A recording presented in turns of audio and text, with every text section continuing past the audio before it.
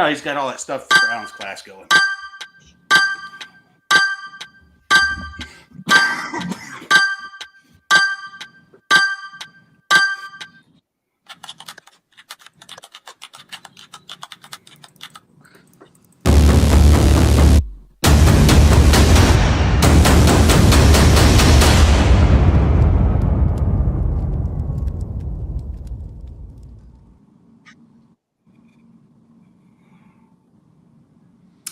What is up, everybody? Welcome back to the good old Angery Nation Podcast. And I'm not going to do all that like, subscribe, horse crap that everybody else on YouTube does, because this isn't a revenue stream for me. This is just fun. So, and for our first guest of the year, bringing back the illustrious Brian Duff. What's going on, man? Hey, how's it going, Chris, man? Thanks for having me back on. It's nice to be your first. Yeah, you'll be my first. You can't be first, but you can be next. And then we have the twins down here in the bottom corner. Look at them, like brothers. Reminds me of a movie I saw once. What was the name of that? Oh, yeah. Dumb and Dumber? Yeah. Dumb and Dumber. Dumb and Dumber. It's dumber and dumbest. Dumb and dumbest, yeah. Dumber, dumbest. And then we got the illustrious Donnie Dunn in the house. What's going on, Donnie? Hi, everybody. T is doing final touches on the class coming up this weekend with Mr. Alan K, who is back from Nepal and has all kinds of fun tales to tell. So it'll be, and Ma's in the house. I see Ma over there. What's up, Ma? Hi, Mom. Yeah, there she is. Ma popped in. Hi, Mom. So, Hi. So T's getting ready for the class this weekend, so they're tied up, and sadly we're not going to make it up there. Melo's having surgery on the 21st, so we're going to be tied up doing that. But hopefully this time it'll fix it. So anyway, how the hell are you guys doing? How you doing, Brian? How was your day today? Did you watch any of these Senate confirmation hearings? No, man, I took a pass on that today. I can't. I listened to quite a bit of it while I was working today. I was just in the office writing, and I was like, just had videos playing, listening to some of it. But you got to be careful because a lot of people are making AI videos out of it already. Like, oh, really? There'll be a senator up there, and the questions they're asking, I looked, I'm like, what the hell? And then realized it's an AI video, and they're putting words in people's mouths, and they were hilarious words, but still. So it looks like Hegseth might get the nod. I'm thinking so, man. It's wild to watch Pocahontas and Blumenthal get up there and question Hegseth about, what makes him qualified to be there. Yeah. It's people that have no experience in combat or fighting a war or anything like that want to question a guy that does. It's kind of insulting, actually, to me, if I was Hegseth. What do you think, Imri? I mean, I know you've got some recent time. And yeah, honestly, I'm on the fence, right? I'm naturally inclined to say, oh, hell yeah, confirm him.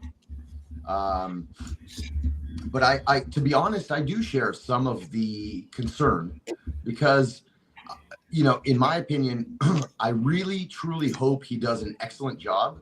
And I think that he is potentially very capable of doing an excellent job. I think and I hope that his kind of moral compass is in tune with being able to do that job.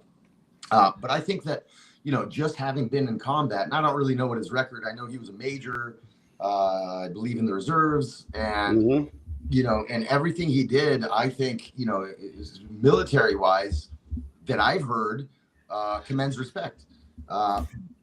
But, Secretary of Defense is a little bit above, your major salary. And so, so I think the people that, say that question his qualification, they're not necessarily off base. No, I would agree with you entirely. One of the things that Hegseth was putting forward was that in DOD, he's going to make a rule that no generals can leave the DOD and go into the defense industry as lobbyists or anything like that.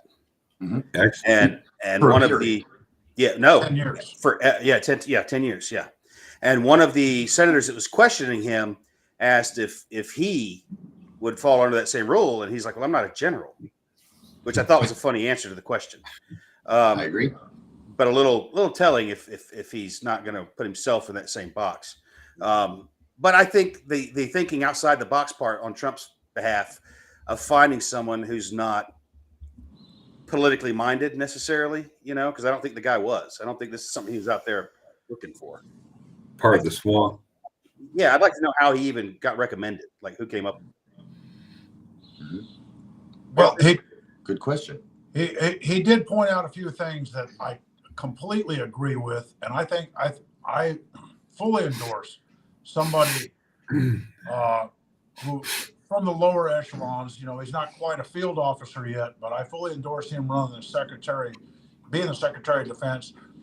I think he's smart enough to know that he's going to have to delegate some of the bureaucratic duties. And I think he's quick to realize, and he already mentioned it during the Senate confirmation hearings, that today we have 44 four-star generals in the Army alone. Mm-hmm. In World War II, we had 7. Yeah. It's become a huge bureaucracy. Yeah. And I used to, when I started out as a consultant after I retired as a master sergeant, people would ask me, "Hey, can you get this to the Department of Defense?" I say, "You sure you want to do that? Because the Department of Defense is not run by all those generals." And they're like, "What are you talking about?" And I was like, "There's 740,000 GS workers in the Department of Defense. 35% of the federal workforce works for the Department of Defense." And these are 2016 numbers I did, and this is all off of Government Accountability Office, GAO.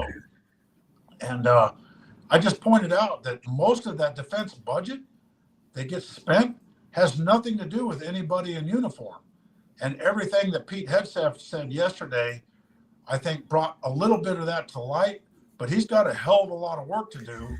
And I think he's one of the first Secretary of Defenses I've ever known that understood that, hey, we got too much bureaucracy tied to the Department of Defense, including the military-industrial complex. Mm-hmm. What Eisenhower warned us about. Yes, he did. If I could have another government job, and I've said this many times in the last 90 days, if I could have one more government job, it would be the Axeman to close a bunch of those things down that have nothing to do with war fighting today. Well, that was one of the things he made a comment saying that essentially that we shouldn't be doing anything that doesn't lead directly to making the war fighters more capable and more deadly, essentially. Nothing. And I agree with that. All this other 100%. crap. I mean, what about you, Brian? Where do you stand on him? What do you think? Because you've got obviously quite a bit of time in that bureaucracy. So yeah, I'm hoping that they're bringing somebody in that's not from that same stamped that, hey, here's your general, this is your career path, you get in here and it's the just rinse and repeat, because none of the generals that we have ever won a war, right? No. They haven't passed an audit. So on that level, it's a failure. I question kind of, what Imri was saying in a way is that bureaucracy he's going to be fighting, that bureaucracy fights back. And it doesn't necessarily mean that they're going to go after him and do investigations, but he's on a countdown. His timer's, he's on a timer until Trump's out. Yeah. And so I don't know how much stonewalling. That bureaucracy is really good at stonewalling and deflecting. So I don't know how much they're going to be able to slow roll him for any of the things that he does, and how much what he does put in place, say like the 10-year, prohibition on working for a contractor after you get out, how much of that's not going to be able to be reversed. Sure. So if he can get in there and get ahead of steam and actually get some things done that changes the current culture that they've been pushing, I'm all for it. It's just, I don't know. I kind of wonder how much he really realizes, and maybe he's been spun up on it, what he's getting into, because those bureaucracies in DC, they're deep. That swamp is deep there. Yeah. Yeah, he's gonna need to have his hose security on point too, because they're gonna hit him with every honeypot trap in the world.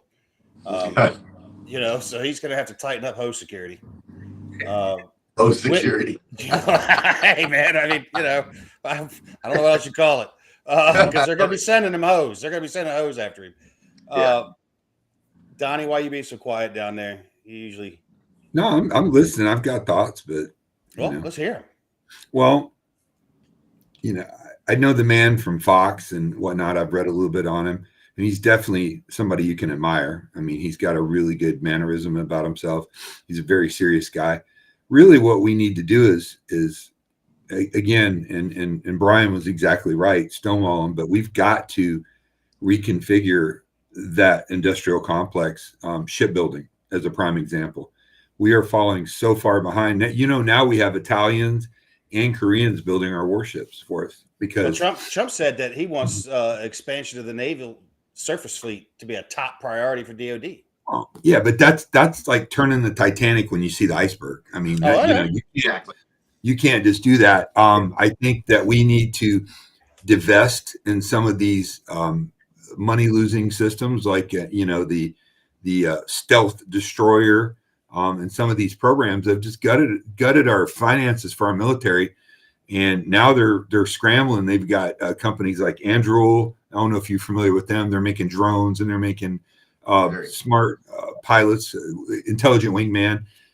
The dynamic of warfare, just from my novice, and I'm not a soldier, but it's pretty obvious that Ukraine has showed us that it's changing. And China, I know they're not proven. I know they've got corruption. But you can't take them lightly. You have to pay attention to them. And he must, and Trump, that administration must really revamp this complex where we're not paying $10,000 for a wrench and all these different things. We're going to have no choice. I mean, if we go to war over Taiwan in the next 24 months, I mean, we're not ready. I don't think we are, just from what I've read. So that's what's critical and important to me. Obviously the corruption needs to be cleaned up, but I hope maybe him coming from the outside in as a maverick will be able to do that. I don't know. Well, can I build something on top of that, Donnie? Mm-hmm. So every word you said, I think, is very accurate and well said. On top of that, what I'd like to say to that is, although I agree, we're not ready. We're not ready in the best sense. Sure. But we have to not forget at the same time, America still militarily, economically, all those things is still like at the top of the ladder, right? And just like everybody flipped out over the beeper attack and all that, that we did to Hezbollah, mm-hmm. Cool. We have to not forget that if we have the correct people in decision-making positions, and they use their brain a little bit more with the number one military force on the planet, we can do pretty much everything. We just have to not be stupid about our decisions. Oh, yep. 100%. And I want to add to that too. My last 8 years in the military was mostly acquisitions. I mean, I am the guy infamously known for coming up with the switch barrel sniper rifle, right? And it wasn't my idea. I got it off of the civilian market. There's an acronym called COTS, commercial off-the-shelf items. All right. This was a bolt action rifle that was supposed to replace the M24. We had this conversation this afternoon going down the road. Right now, the military army system is a gas-operated M110. That rifle's a piece of junk. The ASR, the advanced sniper rifle, which is a switch barrel, goes all the way up to the 338 Mapua, is much better. I think my point is, though, that I followed that program until it became a program of record, and it got adopted by the military. From the time we had it on basically on a piece of paper, or came up with it on a cocktail napkin, and by the time we got it to the troops, was almost 12 years for a bolt action rifle. That's the bureaucracy that the Department of Defense has created. And we cannot keep up with how fast warfare changes if we're going to keep that kind of pragmatic, bureaucratic system in for acquiring anything for the warfighter. We cannot do that. Sounds like DOD acquisitions are modeled after the California Coastal Commission. Oh, God. Do you think a lot of this is as we transition from insurgent type fighting to a peer or near peer potential warfare, like during the Cold War, you think that maybe has something to do with the woes that we've had? Well, yeah, we're used to fighting somebody who we know we can whoop their ass on the field every time, and we don't have to worry about them having night vision or aviation or even really artillery. It's like some of the Americans that have gone to Ukraine to fight for the Ukrainians that were veterans have come back and said, yeah, you're out of your damn minds. There's no fucking way. They're like, we have never fought a war like that. Well, we haven't since World War II, Vietnam. Right. Vietnam probably being the last close one because the NVA had pretty good artillery. But our troops haven't experienced that. They're used to being the big shit on the field, who can drop the hammer on everybody. They're not used to the hammer being swung back. And I think that'll be a reality check that will take a time to adjust in the culture of the military when it comes to it, Yeah, I think those, and I think people need to remember too that right now, the military, not the military necessarily, but the scope of warfare is changing so fast right now with the drones and everything. I mean, you can watch endless videos of Ukraine and people not able to handle the drones, 100, whatever it costs for a main battle tank getting taken out by an FPV drone. So the landscape of warfare is changing so fast, but kind of going off what Imri said too, is there is no better warfighter than Americans. Bottom line, like I mean, maybe it has to do with, we sailed over here in boats and back in the day, and the Pilgrims landed and it was like, hey, go west and go out in the frontier. We just have that mentality. I don't think there's anyone that's as capable as the American warfighter, but the war is changing the way we fight warfare, and it's something to keep an eye on. Talking Absolutely. about what Sue mentioned is, if you're looking at government contracting and how that whole process works, there's a really good book out there, and you'll learn about a genius in the military at the time. It's by Robert Coram, and the book is titled Boyd, and it's about Boyd, who invented the OODA loop and all that stuff. It's a great book. It's like a 16, maybe 20-hour audio book. Really good book if you're interested in this stuff. And the last third of the book is him fighting against the military-industrial complex, giving our warfighters crap that they wouldn't work, and all the scams that were going on. It's a solid read for anybody out there. Well, since you're talking about books, we're going to throw yours up on the screen real quick, because you got a new book, don't you, Brian? Yeah, right. There we go. Let's talk about that for a minute. So, Mind for Survival. What are folks going to learn in there? What message are you trying to get across to people with this one? Man, I spent a lot of years between the fire department, between the Army, between contracting overseas. I got a decade overseas doing different contracting work and stuff. And I would just always see things that would add up, or wouldn't add up. Like, man, this person. I remember one time I was in the front of a car covering this person that had been in a car wreck with a blanket because we were cutting her out of her car. And the reason she got in the accident, I don't recall what it was, but it was kind of, she just didn't know any better. Like, if people know these things, then, and they're aware of it, maybe they won't get the problem. Over the years, I kind of came up with this, I don't know if it's a process, a system, putting pieces together, but the book dives heavily into mindset. I do a deep dive into situational awareness. It's not the typical dive into it. I get into risk management. I talk to people about how to quantitatively manage your risk, because what do we do in the prepper world a lot of times? We go off whatever we're feeling. What's the big thing of the day? We go and we throw a bunch of money and time and effort to protect us from something, and it may not be what our real threat is. And so, like, professional risk managers use metrics to say, hey, this is actually what your biggest risk is. So I show people how to manage their risk quantitatively. It's kind of where it sort of goes between the lines of most prepping philosophies and most prepping systems, and kind of binds it all together. It teaches you how to look at your preparedness, how to think about it, so you can save time, so you can save money, so you really understand what you're doing, rather than just, hip shooting stuff in the dark, spurious risk management. Yeah, you're just kind of coming up with stuff and going, I'm preparing for the super volcano. Well, maybe you should prepare for the job loss. What's your biggest risk that you have out there? I had a lady get really mad at me one time when she said she wanted to ask me some questions about preparedness and stuff like that, and she's like, "What should I do first?" And I asked her, I said, if you lost your job today, what would happen to you? Yeah. And she got like really mad at me. She's like, I want to talk about preparedness. I'm like, we are. I'm like, if you can't afford to lose your job, if that would ruin you, then you need to start with that. Like, have a plan for that. That's what you need to plan on. Because everybody wants to think about the big things and the scary things and that kind of stuff and plan for those and ignore sort of the stuff that's right on the nose. That's not fun to talk about and plan for. But along those lines, have you guys seen what happened in Chicago? What was found in Chicago? There was a weapons cache found in Chicago. AKs, fully automatic AKs, C4, police, fire uniforms, full Chicago uniforms, lots of weapons and ammunition. And it was accidentally discovered by an HVAC technician. Really? Yes. So remember, they stumbled over one in Texas several weeks ago. They stumbled across a big weapons cache in Texas, just this side of the border. And now we've stumbled over one in Chicago. So hold on. So from what you're saying, Chris, this isn't like somebody who collected weapons, right? These are not things you just go to the gun store and buy, right? Oh no, none of this was.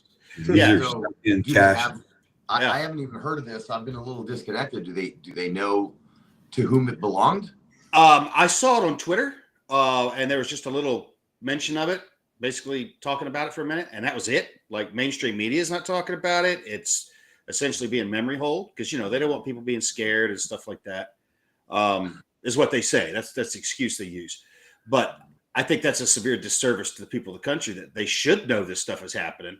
So just like Brian was talking about situational awareness and that sort of thing, that you can spool it up a little bit. We all should be a little more concerned. And also too, another thing that just happened. Did you guys hear that DJI took all the geofencing off their drones in the United States? So now you can fly a DJI drone over the fucking White House, any military base, airport, anywhere you want it to go.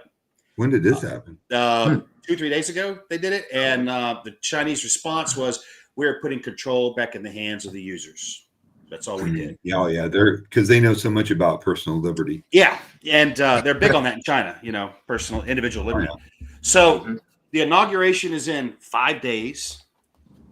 Weapons cache is found, Chicago police uniforms. There was the armory, the I don't know if it was National Guard or Reserve Armory that was hit in California where they stole some Humvees and stole some uniform material as well. They got some uniforms out of there, not full uniforms, but they got some. We find this the Chicago thing, the California one, the one that was found in Texas, and now DJI is taking geofencing down off their drones. It all looks like to me that they're prepping the battle space. This is all the stuff you do ahead of conflict, and it's a little concerning. There's a lot happening that people need to be aware of. And again, like DJI doing it, no one's talked about it, which leads to the next thing. Hey, did you guys hear what Trump told the Secret Service? Yeah. All right, Bubba. See you. Nope. Trump told the Secret Service that one fuck up, one round fired at him, one drone coming in, one anything, and he's disbanding the Secret Service. But for him to specifically mention a drone coming in and then hearing what DJI did, the FBI is telling everybody, oh, we're not tracking any known threats for the inauguration right now. Fucking really? None? Not one? Not a single thing. Yeah. We're watching the battle space be prepped right now. It's being prepped. Yeah, it goes back to Imri's point. Who do they think owns this thing? I mean, I can quote a movie. Remember the old movie Jeremiah Johnson? I can say, "Tweren't the Mormons." The Mormons. Tweren't the Mormons. Tweren't the Mormons. And did you guys also? Did you hear about the Wagnerite that was caught on the southern border? Russian. Yes. He had a Russian and a Kazakhstan passport, I think, and he was carrying a drone with him. Oh, yeah. Well, that all pairs with what Sarah Adams has been pushing for a while now, right? She's been saying that, the U.S. intel got it wrong, that bin Laden's son, Hamza bin Laden, is still alive, that he's been marrying into different families of these different groups. He married into the Haqqani network, and the Haqqani network is currently running the passport offices of the Taliban, of Afghanistan, who are issuing legitimately internationally recognized passports, but they're changing the names on these guys, and that they're issuing these out. They know that they have because of the hit that Trump did on, I can't think of the general's name, the Iranian general right now. Soleimani, because of the hit that they have an active teams here trying to hit Trump, which, you know, I mean, we know we what happened to the man pads? You know, it was talked about for a while. It's been memory hole, but we know there's at least nine of those platforms floating around here right now. So Brian, you mentioned Sarah on, you know, the Sean Ryan show. Today I started to watch. I ran out of time. He's got and it was somebody, an associate of Sarah's, and Jane this Doe. lady, Jane Doe. Yeah, she's supposed to be like the foremost expert in the world. She sounds East European, but yeah, I haven't had a chance to watch it yet. But I mean, it's very, very scary. You know, and I'm not trying to sit here and be a doomsayer to people. All I'm saying is pay attention, open your eyes to what's actually happening around you. Don't listen to what the media is telling us, because right now, all the media has to tell us, one side is that Trump is evil and he wants to eradicate whichever particular group of people is talking at the moment, because they all are saying he's going to eradicate them. I don't understand that. And then you got the other side of media, which isn't talking a whole lot better about him. But our problems are a lot bigger than that. They're not red and blue at the moment. They're red, white, and blue. And that's how we all need to be looking at it, because it's going to be a nationwide thing when this occurs. This is not going to be, you know, it's not going to be over there. It's going to be fucking here. And that's the whole point. They're bringing this home to us. And according to Sarah Adams, you know, we should start seeing attacks on embassies first. We haven't seen that yet, which is surprising. And I think the order might have been adjusted. I think some of the stuff might kick off here, but it's also supposed to kick off in Europe at the exact same time. And I think that they will have bigger problems with it than actually we will. So can I play broken record here a second, please? Go for it. Everything for years, you know, we out of Israel have been telling people here, and I think many military people maybe kind of get it, but I think other people don't. Well, other, and I'm talking kind of, you know, overarching big picture, but, you know, we constantly say, hey guys, anything that happens in Israel, y'all need to follow this, because if we're not able to take care of it over there, it's coming your direction. Your direction being Europe, being here in the States, being, you know, the West. And I've been hearing this for years and years. And years ago, when I started hearing it, I was like, come on, man, it's bullshit, right? We have our conflicts over there. We have our conflicts over here. They're separate. Yes, we have shared enemies, blah, blah, blah. But now, and I've been yelling this, and this is why I started by saying, let me play broken record here, because especially since last October 7th, I've been yelling at the top of my lungs that exactly, right? And so now that this topic has come up here in this discussion, you know, let's make it very clear that this is what's going on, guys. There is a shared enemy. The problem is the shared enemy. There's two problems. One is the shared enemy is more than just one group, right? It's not, oh, our problem is Russia. Oh, our problem is, you know, this country or this terror group. There's a whole axis of evil, literally, not to be, you know, repeat those words all the time, but there's a whole axis that's been built here that is working together. Even China, which has very different desires and very different outcomes they're shooting for, and a very, very different path to get to those outcomes than, say, Russia, right? But they're still serving the same side, essentially. And now they're hosted by a bunch of useful idiots that believe half of this crap. Like we saw with all the protests while Imri was gone in Israel, we saw a bunch of basically Palestinians who are embedded inside of these universities, holding Palestinian rallies at all of our universities, and just taking all the civil rights away from Jewish students. I mean, it's horrible. It's absolutely horrible. And all these college kids, they buy right into it. Yeah, a prime example. This is by design, right? Yeah. This is 100%. Oh, this is the cultural war. So that people don't get it. We've been fighting a cultural war for decades, and we're losing it. miserably. I mean, we've seen some recent pushback, but it's only been recent. And to Imri's point about it being an axis of actors out there, look at what just happened with the Houthis and the Truman. That hours-long engagement of drones and rockets fired at the Harry S. Truman until they finally had to push off station and move out of range, was what they finally had to do. And the Houthis declared that as a victory.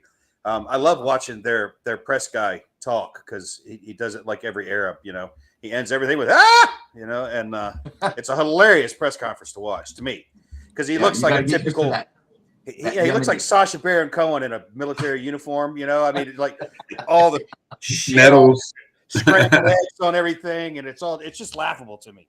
But these people are serious, I say that they're laughable, and we underestimate them as a result.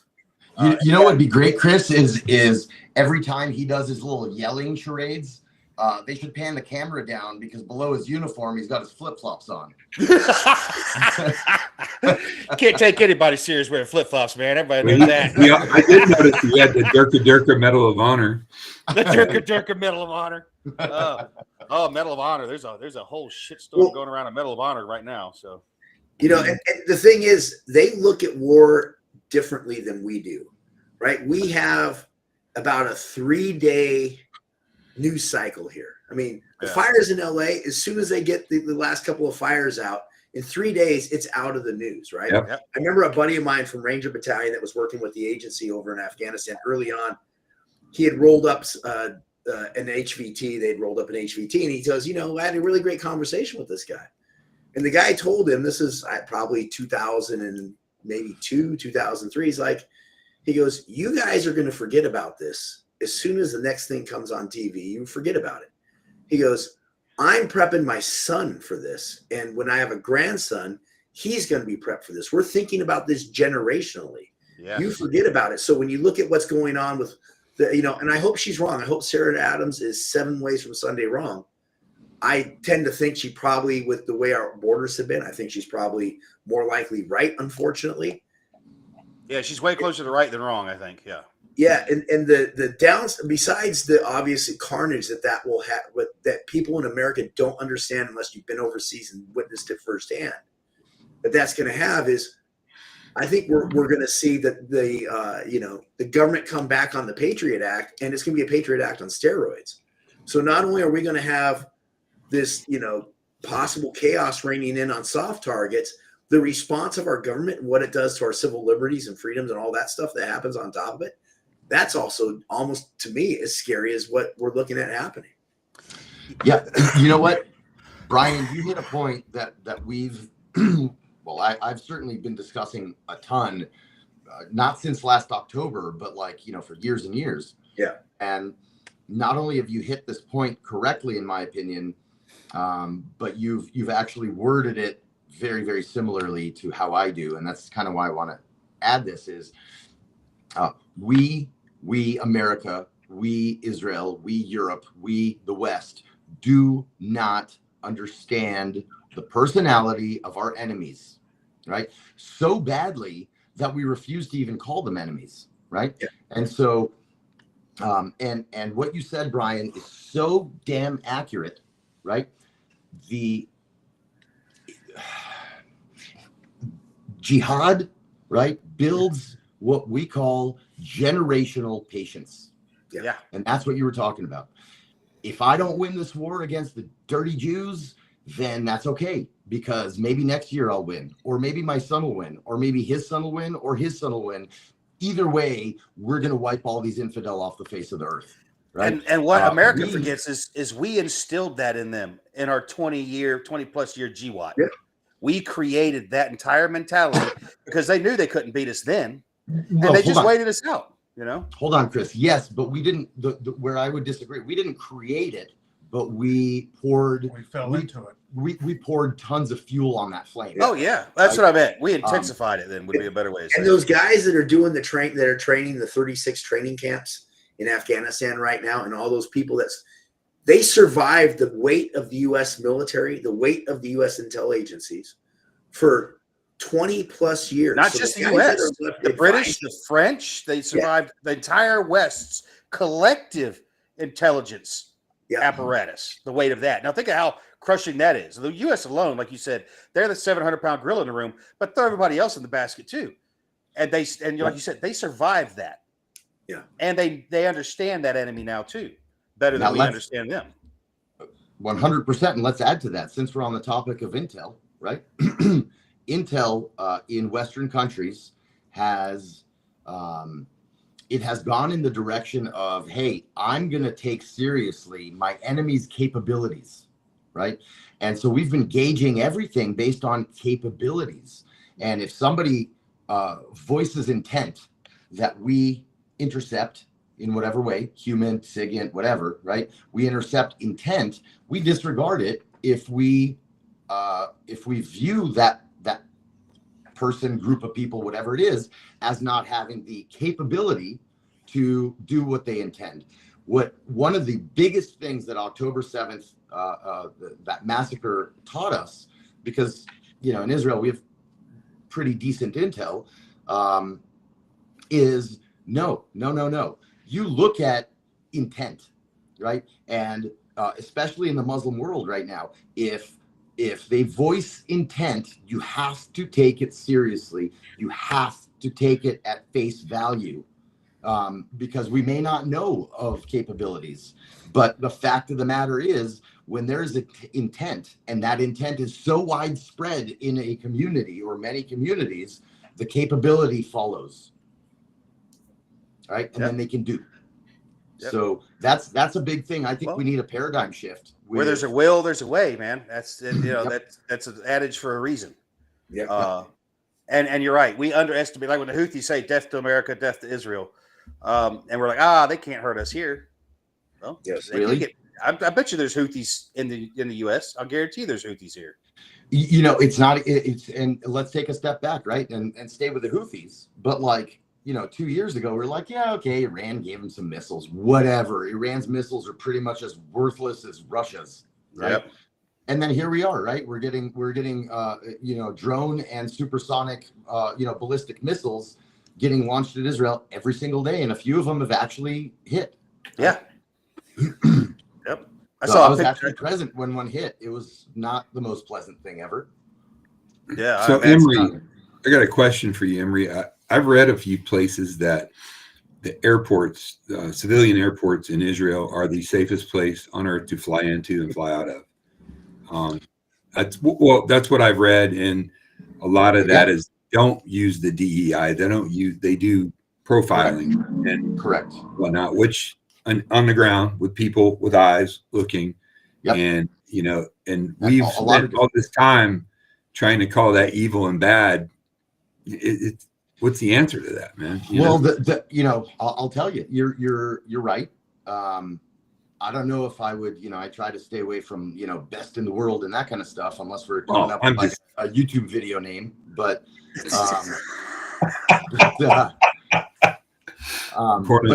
look, the airport, the main airport, Ben Gurion Airport in Israel, is unbelievably secure. One of the cool things about it is you barely see the security in the modern airport. Until you're trying to fly out. Yeah. But yeah, so, it is very secure. The point that you brought up, Donnie, of, racial profiling, and how evil that is, people need to join reality. Look, if Arabs are attacking, I'm looking for Arabs. Yeah. If French people are attacking, I'm looking for French people. It's that simple.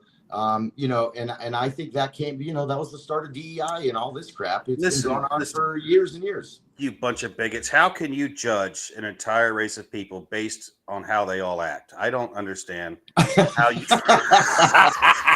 But look, the thing is, better safe than sorry. Right? When I go through the airport, I get pulled out of lines all the time. Extra searches, extra this. I was put in a makes me feel safer knowing you are. I was put in a holding cell and interrogated in Chicago, coming back from Israel, a month ago. No shit, right? Really? I was actually, I was put in a room, interrogated I would have missed my flight twice if they didn't keep delaying it, because the airport sucks there. And you know what? When I got up and left that room with the two interrogators, it was handshakes. And what I told them is, brother, listen, I appreciate that you did this. You did this for the wrong reasons. It's the wrong person, but I don't care. As long as you're really checking everybody that brings up a red flag, right? If it's just me for political reasons, by the way, that was the exact day that the International Criminal Court or Court of Justice or one of those other stupid drop NATO their shit. Yeah. That's the day they put out the arrest warrant for Netanyahu and Gallant, our previous SecDef. But so to me, look, it's a hassle. But dude, profile me by all means. Profile everybody and catch the people. And if it's an inconvenience to me and I miss a flight and get home 3 hours later, I'll live. Yeah. Israel's not worried. We brought that up to our other YouTube channel on Tactical Rifleman. We thought it would be really funny if we did like a YouTube video of myself, Carl, and Imri being TSA agents, and a bunch of former, special ops guys being the TSA agents, talking about, hey, fat body, do 50 push-ups before you get to that. Anal cavity searches all around. That would be hilarious. Let us be the. You get a search. You get a search. No one's making their flight. Everybody into the secondary search line. Everybody. Israel doesn't worry about offending. Yeah, look at these hands. Yeah. Ow. Yeah. Brian, I think you were going to make a point. Oh yeah, Israel doesn't worry about offending people's sensitivities. Shit, no, they don't. Right? Like it's like, hey, we're checking you out because you haven't. I spent over 2,000 days on the ground in Iraq, and when I would come back home, I would get the special treatment. Hey, we're pulling you aside, we're talking to you, and all that. And I'm like, I got it. Like, hey, man, I'm traveling back and forth. Yep. But now with the DEI stuff, they worry about, well, we can't offend that person, so we're going to go target someone who obviously an 84-year-old white woman in a wheelchair. So we're not offending anybody because there's no offense to profiling white people. Yeah, right. So it's we need to get over that stuff, man. We just people just need to accept it. Hey, look, it works so well for the LA Fire Department. DEI did so. When it comes to security, there are no feelings. I'm sorry. There are three: hot, cold, recoil. Yeah. That's it. It's funny. I flew to New York City about a month ago for an event, and when I was in Tampa Airport. So when you go and you do your boarding pass and your ID, when you're getting ready to go on the TSA line, they have you stand in front of a camera and take a picture. And I had that also in New York City. And the lady behind me, I was going to, she goes, "You're not taking my picture." Like, okay. I'm like, that's an option? Like, yeah, it actually says it when you sign up for that stuff. It says it right there. It says it's optional, but if you say no, and you look like anybody on this screen right now, they're gonna mess with you. That's why I don't fucking fly. That's why I don't fly. Fuck them. I'm not. I ask every time I go up there when I fly. I say, hey, I can opt out of this, right? And they say, yeah. And they're saying they delete it and that they're using it just to match your ID. And I'm like, I can't get on the plane without it. But I opt out. Whatever my level of opt out is, I opt out every time I get on the plane. I just avoid air travel. And people ask why we're driving the SHOT Show. Exactly. And I know it's inconvenient and all that crap, and there's places you can't go unless you fly. And someday if I want to go to those places, then I'll figure out how much I want to go. But that's what it all comes down to is how much do I want to cooperate with the shit that they're doing, because that photo is going into a facial recognition program like that. Yeah, they may delete it, but they've got your biometrics the minute they take the picture. So they're telling you, oh yeah, we delete this, we don't keep this. Yeah, because you've got my biometric data already. And they probably already have it. But still, I'm not going to make it easy for them. This is the only thing I'm saying. And I know that sounds counterintuitive with what we're talking about here. But like Imri said earlier, we've got to be careful that with the shit that's going on and what's about to go down, that they don't come back with Patriot Act 2.0 on super steroids. Because I have a feeling that's going to be their knee-jerk reaction, is to claw back more liberty from the citizens of this country for the privilege of being attacked. think of that. You know, we're the That's, ones that's that the point. That's the point I'd like to talk about for a while. I mean, yeah, we've all seen after 9/11, the Patriot Act went through so fast, and even the Bush administration when the Patriot Act went through were like, hey, wait a minute, this could be used on our own citizens, and everybody, all those government agencies said, oh no, this is just for people we suspect, or these are just phone calls from people here calling overseas. Now, in the last 8 years, the last 12 years, is that true? Nope. Is that true? I think every government agency, including the FBI and the CIA, have been looking inward on its own people. Well, And we're all suspects. Who do they say if you like DOJ until right now they're in flux, but what have they been telling us for the last 8 to 12 years? The biggest threat to this country is veterans, white guys. Biggest threat. You know, now the biggest Christian. White supremacy. Now the biggest threat for the biggest terroristic threat to this country is the U.S. military. That's now the biggest threat. So no, I mean, I kind of agree. Small. I mean, they do have questionable choices. One of the questions that Pete Hegseth yesterday by one of the liberal senators was like, "Hey, there's posse comitatus in this. Would you ever use the military in this inside the United States?" They questioned him right there, and he's like, "Yeah, I probably would if the president asked me to inside our own border on the southern border, you know, in Texas or something like that." Yeah, they're already doing it. They're already there doing it, right? I mean, he tried to point that out. There's 5,000 National Guard down there. Yeah. They should have been worded, would you ever use it against the citizens of this country, not in America? If we were invaded, obviously we'd use the military. I mean, the problem is they can take. We have been invaded. National 20 Guard million guys. people have invaded us. But here's a real question about using the U.S. military. Everybody always asks, would you use U.S. military against U.S. citizens? That's what posse comitatus is for. Would you use the U.S. military inside the borders of Kona? America? That's the real question. That's the legitimate question. And the answer to that should be absolutely yes. Because when this game kicks off, it's coming. That I feel genuinely is coming. That's what it's going to take. Because law enforcement agencies are going to be overwhelmed. They're not going to be equipped or trained to deal with this. Because they show up, they're going to bring in a negotiator or a DEI expert to find out what this guy's pronouns are. That's not what those dudes are there for. They're there to fight until they are killed. That's been clearly stated. That's their modus operandi to begin with. These guys know. You look at Mumbai, things like that, the attacks there. Those guys they knew they weren't coming home when they got there. So they don't want to come home. They don't know. They want to be martyred and get their 72 garbage bag chicks, virgin chicks, and be happy and live, forever up there. Sounds like a nightmare to me. But the real question is, would you use them to defend the civilian population inside the borders of the United States? Right. In the event it's needed.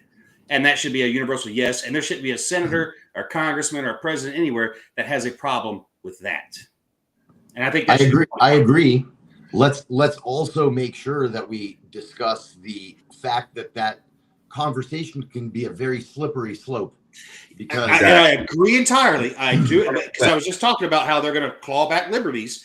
So yes, it is very slippery. But like I said, so we, like Sarah Adams has said that she estimates there's 1,000, give or take, active jihadis is what I'm going to call them, because that's what these guys are. So are they all going to go green on the same day? Or are they going to space it out and do 10 attacks a day? Do that for 100 fucking days?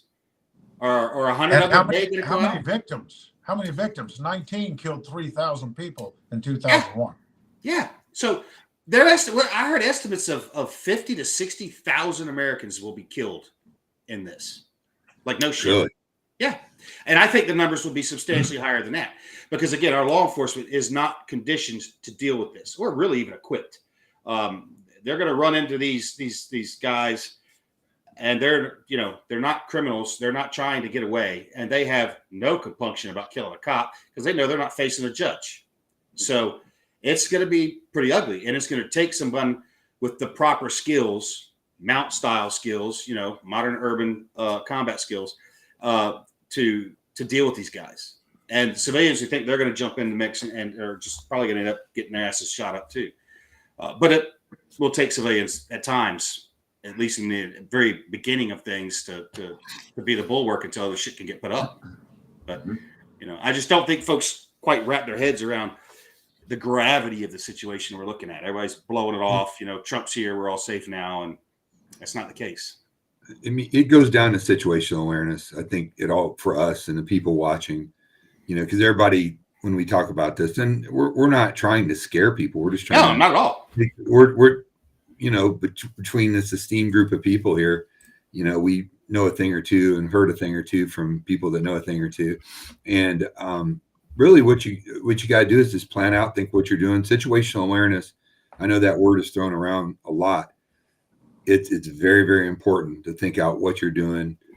I would say, especially over the next 60 to 90 days, that's what gets my spidey senses going. Yeah. Well, and then look who's in charge still, and I like, I'm referring to the fires in LA, but I mean, I want to blame the people that voted those idiots in, but come on, look at the incompetency from top to bottom. And if we got hit by multiple terrorist strikes all at one time, all across this country, could we really handle it? Could the people in charge even fathom what we're going through? Because I know I joke about this all the time, but hey, to all you lesbians running the fire department in LA, thanks for nothing. Yeah. Thanks for nothing. You haven't done a damn thing. Yeah. The United States, the problem that we've had is we've been too successful. Life has been made too easy, too soft. And I know it's what we all want. That's the goal, right? Nice, easy, safe, secure lives. But we've got to, we can't bend reality to meet our will. We have to bend our will to meet reality. And the reality of things is there's a whole fucking lot of people on this planet that want nothing more in their daily lives than to kill Americans. And a lot more than there are Americans, by the way. A lot more than there actually are Americans. Good point. And you're right. This GWAT has created that. We've done some bad things in places. Yep. This guy Patrick on here brought up Fortune's book, and we were just talking about the other day, Chris, the Day of Wrath. Day of Wrath. Patrick's dude. Scarily. I mean, if you've never read that book, let me just tell you, it'll turn your stomach. It is horrific. I mean, the book is, but it's so accurate to what they're talking about now. It really is. What's the name of the book again, Donnie? Day of Wrath. Day of Wrath. It's a short book, but I mean, this quick example: middle schools get taken over by these fuckers, and they're executing children on the roof with the cameras. Like it's, and that's what they do. It's like on October 7th. It's horrific. So. Yeah, by the way, other than the camera part, the example you just gave, all that's been happening in Israel. So read some Israeli history, modern history, and you'll see what these people do. Yeah. Well, everybody's about being inclusive and all these and global warming and everything till their family gets hurt or killed. Yep. Then see where all that goes. And they're going to there's no bomb detection stuff in a Walmart on a Sunday morning. Right. We are such an open society. It's part of that's what makes America great in a lot of ways. Right. But that can be so used against us. And it doesn't take 10 of those knuckleheads. No. It just takes one. He doesn't even need a belt bomb. Like, Sarah's saying, hey, they have new suicide bombs that are not detectable. I ran, at the time, it was the largest EDD detection program, the explosive detection dog program in the world when I was overseeing the embassy in Baghdad. And they don't need bombs. They can walk in with a guy with 3 magazines and a Glock and catch a bunch of people waiting in line, go to some place that, I don't know. Don't go to Florida. Restaurant and hit. Oh, you're exactly right. And now people are scared to go. I can't go to Walmart. I can't go to the Golden Corral. Like, where can we go? I remember years ago talking with buddies and go, I'm shocked that you haven't seen, and it's a terrible thing to think about, but some dudes go in and do a Chechen style takeover of a school and start throwing preschool heads out. Like, that's the level of these people. Right? Well, here's I'll tell you what's even scarier. We do the same thing. I just had to do some paperwork for my FFL in my local small town, and I had to go to 3 different buildings, and I had to make sure I didn't have a pocket knife or a cell phone to go into those 3 government buildings. But then I walked right into the high school to see my cousin's son in a wrestling match. No security, nobody stopping anybody going into the high school, and in an assembly, like a wrestling match. As terrifying as like a school takeover or something like that would be, again, going back to what Sarah Adams said, is they're going to recreate essentially on October 7th here. Imagine the United States loves their cul-de-sac neighborhoods. And I know I've talked about this before, and some people get sick of hearing it, but I'm saying it for a fucking reason. Most of these kind of places have 1 or 2 entrances. And you drop a security team at those 2, and then the rest of the guys can just go in and start kicking fucking doors and murdering people in their fucking homes. You want to talk about not feeling safe anywhere? You let that hit the media. That there's some neighborhood someplace that's got 100 motherfuckers kicking in doors and shooting people in their houses. So in places where they can get away with that, like, so guys, what is the definition of terrorism? Yeah. Right? And that's terrorism right there. That's terror to Americans, to be in your own home, you're the sanctity of the home. Like, to me, I'm looking for that. I mean, I expect schools and things like that as well. But like I said, these neighborhoods, a lot of them are designed to have 1 or 2 entrances. A security team with belt feds can hold the local law enforcement off for a long fucking time. Long time. Giving those guys inside plenty of time to kick in doors and do terrible shit. And that may sound extreme to people, but again, I go back to law enforcement in this country is not skilled to deal with that. And to that point, the New York National Guard couldn't even secure the New York subway from criminal Americans. Let that sink in. Yeah. They've had 500 or so New York guardsmen in the subway there, and it's still a fucking shit show. Yep. And these aren't guys that are out looking to murk everybody they see. These are just your average lunatics and dirtbags of New York City. Oh, we got a long way to go before we get back to a safe America. I mean, they're talking about all these deportations, and we're going to deport all the gang members first.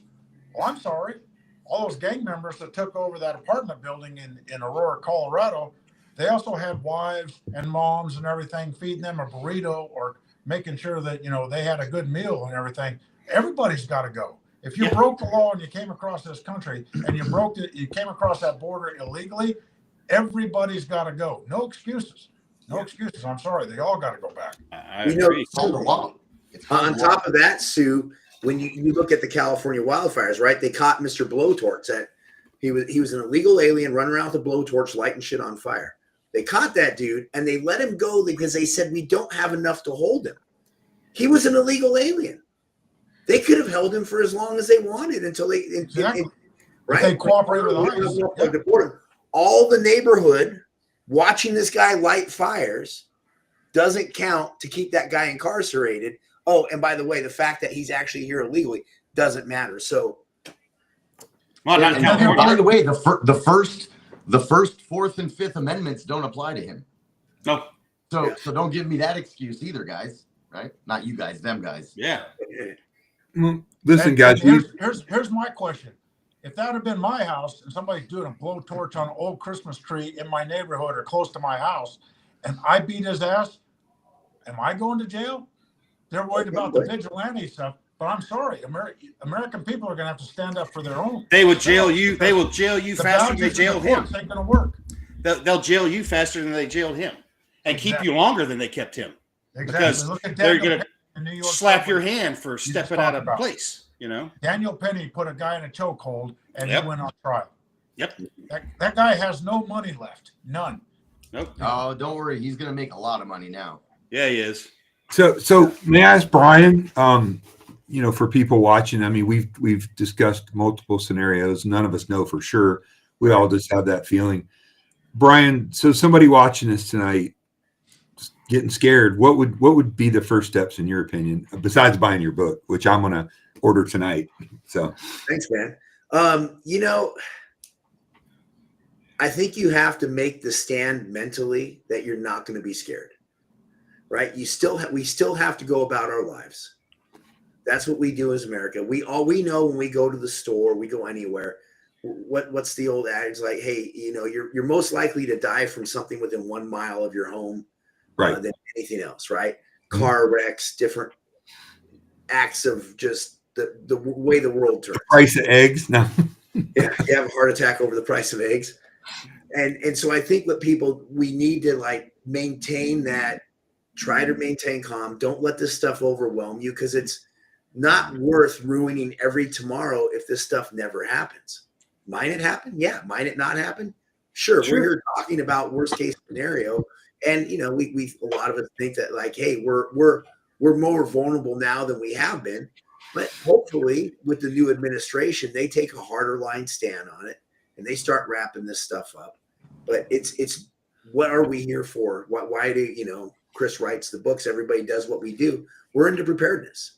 Be prepared. Do as much as you can, so that way you're as ready as possible for whatever might come down.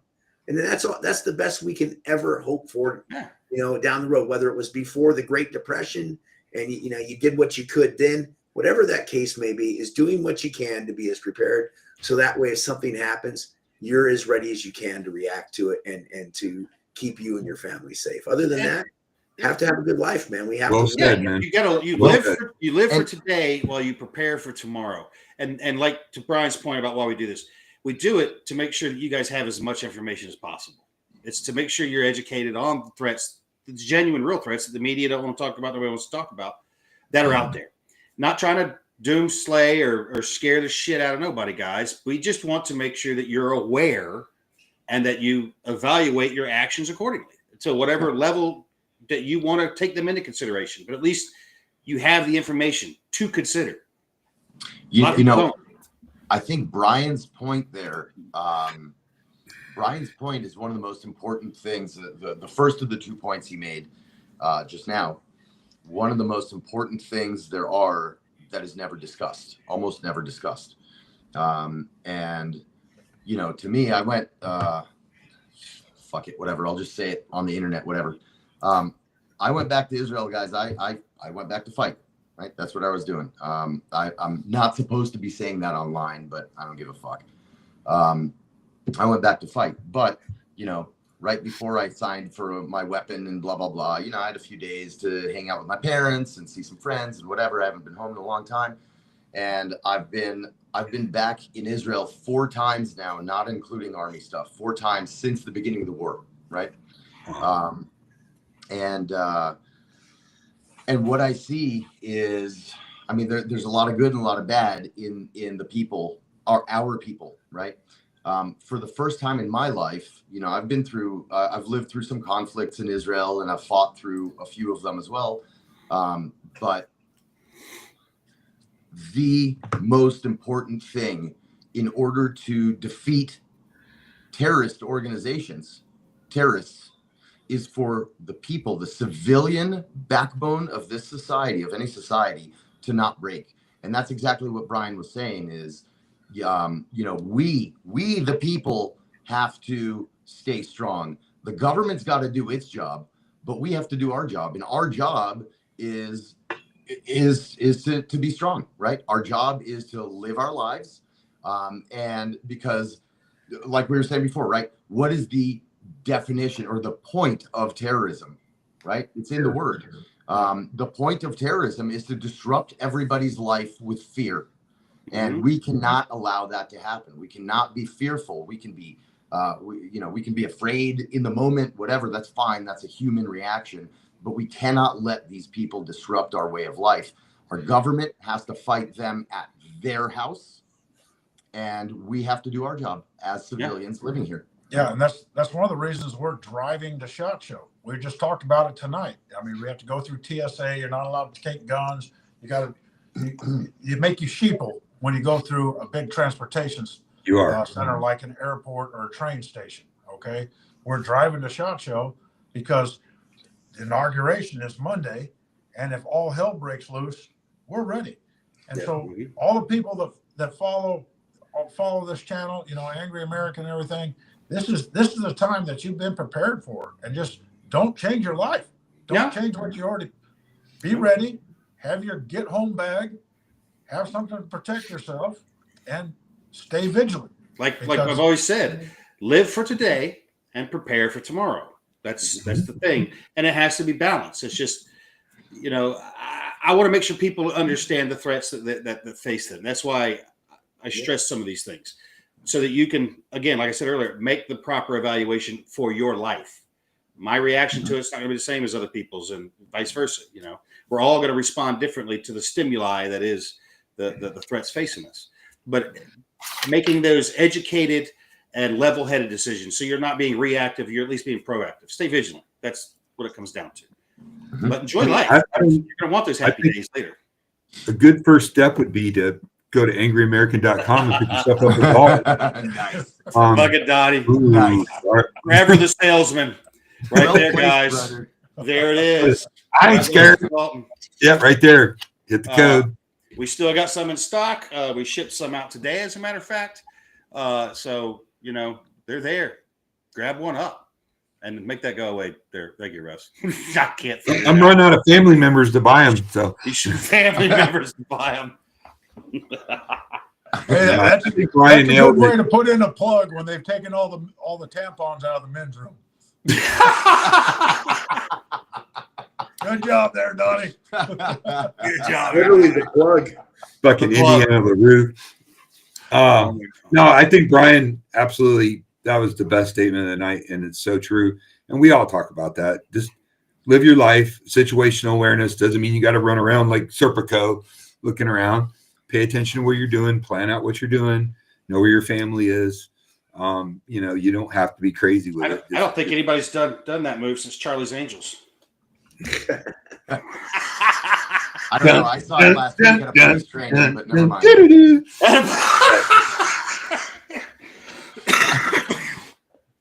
Oh my God, Imri, use your pillow on this guy, dude. Jesus. Holy shit. Brian, you got anything coming up you want to let everybody know about, man? I mean, I know. And my book comes out. My book's out right now for pre-release. It's out on mind4survival.com/book. You can order a signed copy now. It comes out February 10th on Amazon. And then I will be at Mountain Readiness in second. Yeah, we're all there. Yeah. Looking forward to Mountain Readiness. And since you brought it up, we're going to go ahead and do that now too. Mountain Readiness, guys, right there, like he's talking about. This is Alan Kay's class, actually. It was named wrong. This is Alan's class that's happening this weekend up at Mountain Readiness in Harmony, North Carolina. You can still sign up. From what I've heard, it's had a pretty intense level of attention and participation. I heard that over 100 tickets have been sold to this, I think. Really? Well, it's Alan Kay, man. Yeah, exactly. And he just came back from Nepal, and he's got some fantastic stories. I wish I could go up there for it, but we sadly are not going to be able to make it up there. And let's make that one go away, Russ, if you would, please, sir. I think we're preaching the fire here, but like anybody who hears this, if you don't go and learn from Alan, you are wrong. Period. Yeah, absolutely. He is a deity of this. I'll tell you this too. Like what to compound on what Imri just said. Alan hasn't done something at this level in years, guys. I mean, many years. This is the first like publicly advertised anybody can go class that Alan has done in a very long time. And if you've ever wanted to learn from the guy or just hang out with him, because he is a fantastic instructor and he's incredibly funny. You'll see it in his class. You'll laugh your ass off. Yeah, like human in stitches, but learn. And he's kind, and he's an amazing human. He really is. He is take his time with people. I mean, I've seen him spend hours with somebody. With especially, we did it one time with some young boys, where we spent a lot of time with them to make sure that they both got a friction fire, so they both left on a win from a class we were in. And it took both of us independently spending time with both of them to get them the win. Because watching one of the boys feel like a failure and cry crushed us, and we're like, this ain't happening. And we made sure they both won that day, and they did. And it was a huge thing for the kids, and a huge thing for us to see them win. To see them not give up and stick into it. And Alan's just got a way of encouraging people to do that. It's magical to watch him do it. It really is. Yeah, and if you want to support Alan, please buy adult. ADCRB Steel, and from the mind of Alan Kay. Just saying. Yeah. And before we close out, I want to put this one up too. Our good buddy, that's not it at all. That's not what I wanted. That's not what it says on the picture I clicked on, Russ. Oh, here it is. Okay. All right. Well, no, same thing, dude. That's the same picture. We got to fix that. Sorry, I don't know what happened to Rosin's thing. Yeah, let me help you out here. You got one? I do have one. I'll look for it. It's going to look. We had it. We made it. It was here. I don't know what happened to it. Those are all Dalton. Every one of those. One says Rosin. One says Rosin 2. One says Dalton. There we go. There it is. Handgun Mastery. 3 to 6 February. Yes. And we will actually be in that one. Mel's surgery got rearranged. It was supposed to be February 4th, right in the middle of that. So fortunately, it's going to happen sooner. Out of the Volusia County Gun and Hunt Club. It's a great range. And again, like we've already told you, Rosin is a fantastic pistol instructor. Yeah, he's the Alan Kay at pistol shooting. He's a great human. Again, very funny, humorous guy, very likable, very approachable. He's not one of these instructors that yells at you. I mean, he might, if you deserve it, you might get it. But you know, he's a great instructor, and I'm looking forward to the class because we all need more training. He's one of those rare individuals that gets in your head. This weekend. Hey, let me jump in there a second because I actually teach this specific class with Rosin. Not this one in Florida. I'm not going to be there because Sue and I are unfortunately going to SHOT Show. But actually, we're going to SHOT Show with Rosin. We got an Airbnb with him. Nice. So he's flying over there. We got another thing to be at. Yeah, I'm going to be his leadership challenge this weekend to see if I can't actually lose his temper. Break him. You're going to try to break him soon. If anybody can do it, I'm going to fucking do it. I've watched him lose his temper one time, and it was like the best thing ever. But listen, guys, let me give a couple of little shill words for this Rosin class, this TPC class, right? Tactical Performance Center is the name of his school. Yes. He is the successor of the great, unfortunately late Ron Avery, who was one of the most incredible, influential people in the world of understanding and teaching shooting firearms, right? Pistol, rifle, whatever. They come from the competition world. I was always put off by it early on when I kind of got into this industry after the military.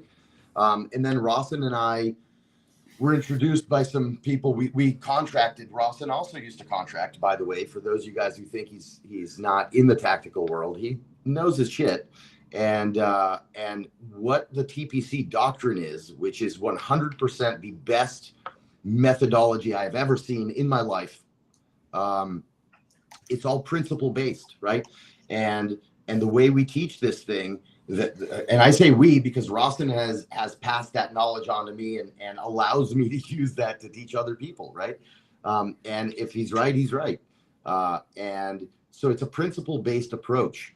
And what he does is he makes sure that you understand not only the why behind everything, but how it works, how your body works, how your brain works, how your physiology works, and how it connects to this little tool that is very difficult to master, right?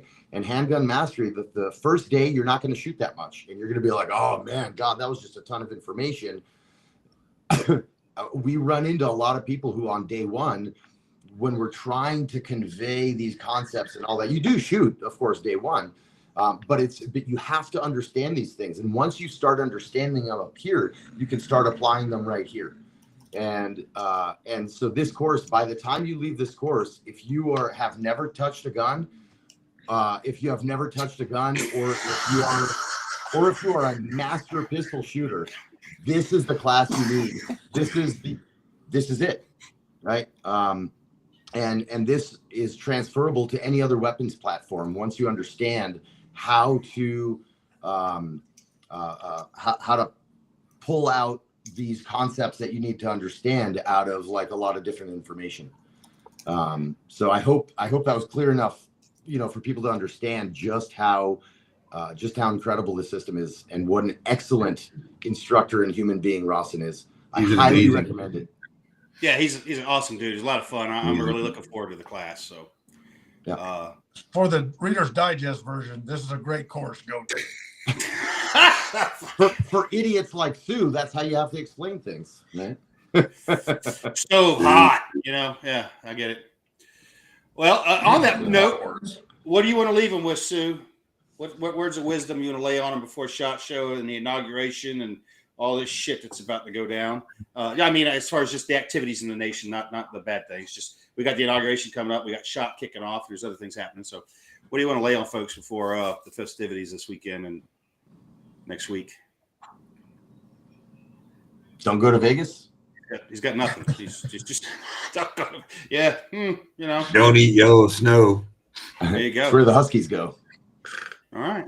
How about you, Imri? Yeah, he was talking to you. I was talking to you, Sue. Sorry. I do. Hey, hey, viewers.